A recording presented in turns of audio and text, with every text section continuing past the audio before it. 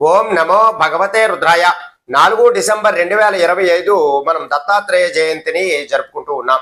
ఈ దత్తాత్రేయ జయంతి ద్వారా ఎవరైతే చిరు వ్యాపారస్తులు, ఎక్కువగా దీర్ఘకాలిక అనారోగ్య సమస్యలతో బాధపడుతున్న వారు, అలాగే కోరినటువంటి కోరికలు నెరవేరడానికి, అలాగే కార్య జయం అవడానికి కూడా ఈ దత్తాత్రేయ జయంతి రోజు నాడు ఇప్పుడు నేను చెప్పబోయేటటువంటి ఈ మంత్రాన్ని 108 సార్లు గనక జపం చేసుకున్నారు అంటే ఖచ్చితంగా దత్తాత్రేయుని యొక్క అనుగ్రహంతో మీకు ఆ కోరికలన్నీ కూడా నెరవేరేటటువంటి అవకాశాలు ఎక్కువగా ఉంటాయి.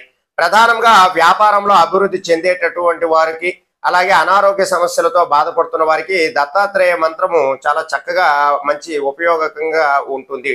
అయితే ఆ మంత్రం ఏమిటి అంటే ఓం ద్రాం దత్తాత్రేయ నమః, ఓం ద్రాం దత్తాత్రేయ నమః, ఓం ద్రాం దత్తాత్రేయ నమః అనేటటువంటి ఈ మంత్రాన్ని మీరు 108 సార్లు జపం చేసుకున్న తర్వాత మీ పూజా మందిరంలోనే ఆవునేతి దీపాలను రెండింటిని వెలిగించుకోవాలి.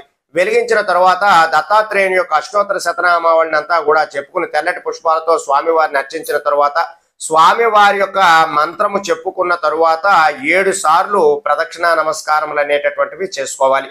ఇలా ఈ విధంగా దత్తాత్రేయ జయంతి రోజు పరిహారాలు ఆచరించి ఆ దత్తాత్రేయుని యొక్క అనుగ్రహం పొందడానికి ప్రయత్నం చేయండి. సర్వే జనా సుఖినో భవంతు. శుభం.